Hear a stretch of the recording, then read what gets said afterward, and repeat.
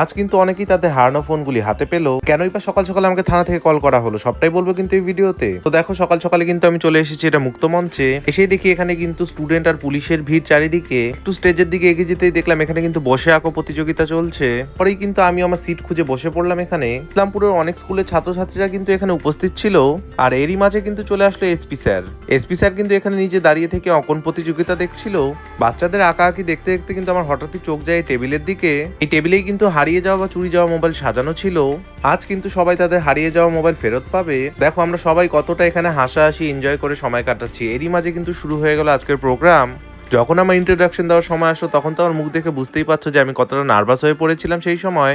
যেহেতু content creator হিসাবে কিন্তু আমাকে ইনভাইট করা হয় প্রোগ্রামে আসার জন্য, কিন্তু থানা থেকে সকাল সকাল রিমাইন্ডার কল করা হয়েছিল যেন টাইমলি আমি পৌঁছে যাই প্রোগ্রামে। প্রোগ্রামটা কিন্তু ছিল cyber crime and traffic awareness মান্থের জন্য। নাটকের মাধ্যমে কিন্তু এখানে সবটাই তুলে ধরা হয়েছিল।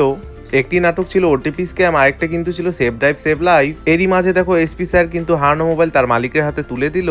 এই জানুয়ারি মাস জুড়ে কিন্তু চলবে কিছু অ্যাক্টিভিটি যেগুলো কিন্তু এই স্ক্রিনে তোমরা দেখতেই পাচ্ছ। সবকিছু ডিটেলসে জানার জন্য কিন্তু চোখ রাখতেই হবে ইসলামপুর পুলিশ ডিস্ট্রিক্ট ফেসবুক পেজে। আমি কিন্তু এই প্রোগ্রামে এসে খুবই খুশি হয়েছি আর স্পেশাল থ্যাঙ্কস জানাচ্ছি এসপি স্যারকে আমাকে ইনভাইট করার জন্য।